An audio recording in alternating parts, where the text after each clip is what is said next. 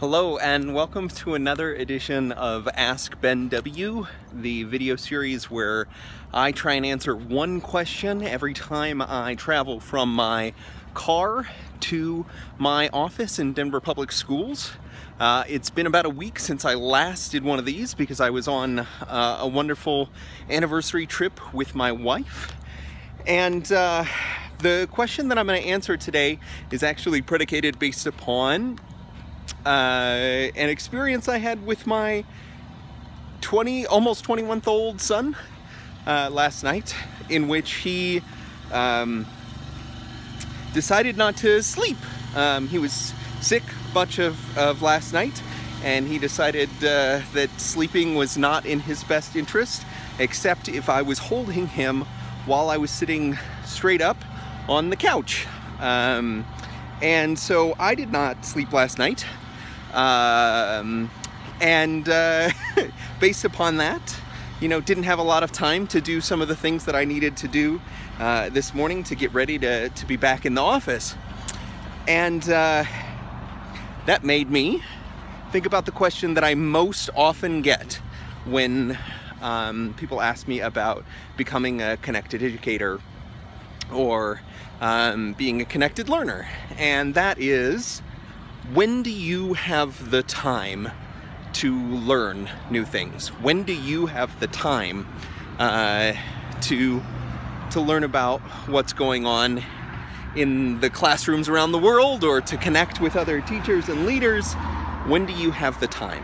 That is the question I most often get. So that's what I'd like to try and answer. That was kind of a long preface, but for me, it comes down to actually breaking learning down into what I would call micro tasks.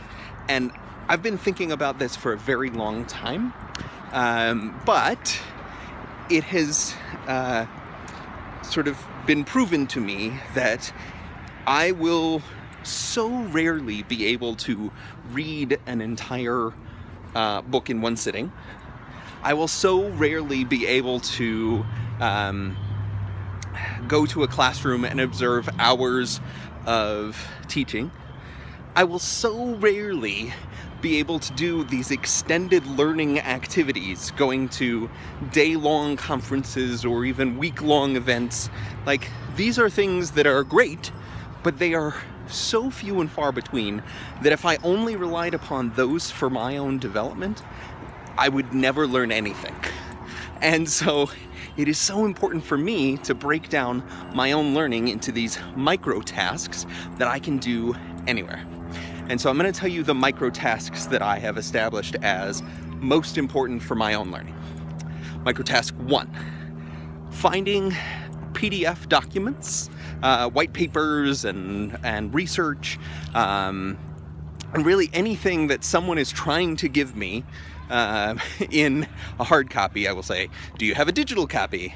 Because what I need to be able to do is I need to use this app, Voice Dream, that lets me hear the PDF document. It's read to me while I am in the car, because I have a 45-minute commute most days, sometimes a little bit less, sometimes a little bit more, but that's about how long it takes me to get to and from work in my car.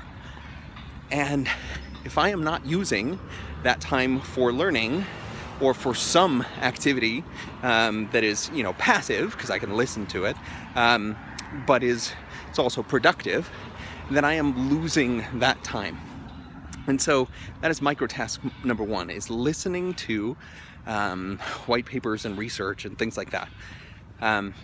Micro task number 2 is actually taking 5 or 10 minutes when I have them, whether that's waiting in line, whether that is in between meetings, whether that is some other time, to check a specific thing on Twitter or do a specific scope of research. And it is so important to me that it is specific, because if I do not make it specific, if I am not searching a specific hashtag or looking up a specific topic for how to do something, then it is wasted. And I will find that at the end of my 5 minutes or the end of the 10 minutes that I have just aimlessly wandered around a learning space like Twitter or YouTube or wherever. And so the micro task has to be targeted, right? So it's 5 or 10 minutes that I am engaged in that learning process, okay? Another micro task that I find to be sort of most compelling for my own learning is very targeted video watching. And it's a little bit redundant to say targeted video watching because you can really only watch one video at a time. But one of the things that I find most compelling about watching video is the level of concentration that you have to have in order to actively do it. So whether that's taking notes, whether that's, you know, trying to think more deeply about what's going on within that video, it is so important that it is focused. And the way in which I keep that focused is actually very, very simple. It is by subscribing to specific YouTube channels that of people that I respect and that I want to learn from. And so it is simply going through my subscriptions and looking at those specific videos that I know I'm going to get something from, whether that's somebody who's demonstrating a new, you know, Google tool, or it's someone who is talking about something that's really large, you know, a huge science concept that I might be able to otherwise use and to think about. And so those are a couple of different micro tasks that I find to be compelling. But there's one that I've been doing more recently that I think may be interesting. The concept of tweet storming has recently come into my understanding. Recently, as in really only the last few months, did I understand that this was a thing, where people will write out a series of tweets that are sort of numbered off 1 through 10 or something like that, and it's sort of reflecting on something that's going on, or it's broadcasting something, but it is something that is sort of a collective idea. It's not long enough for a blog post. I mean, you could write it as a blog post, but it is sort of numbered. And there's this amazing app, it's an iPhone app, called PMark. I think it's PMARC.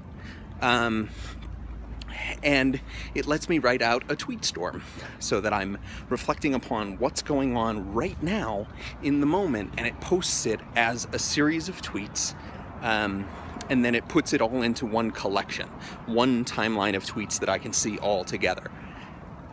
And what that actually lets me do is think through a series of ideas separated, you know, 140 characters at a time.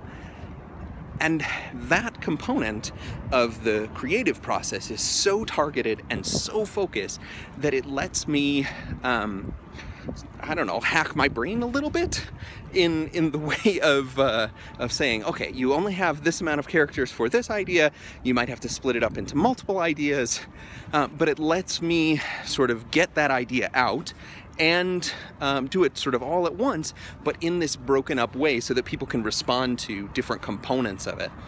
And I found that to be really compelling. So those are a couple of different micro tasks for learning, all of which I can do you know, with very, very little amount of time. And so that's how I find the time.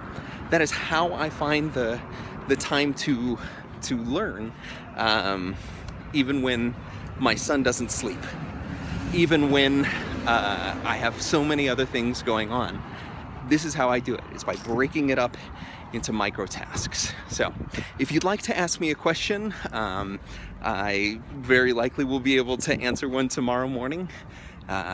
Please use the hashtag AskBenW, or simply reply to one of the AskBenW videos on YouTube or Google+, and I will talk to you soon. I hope you have a great day.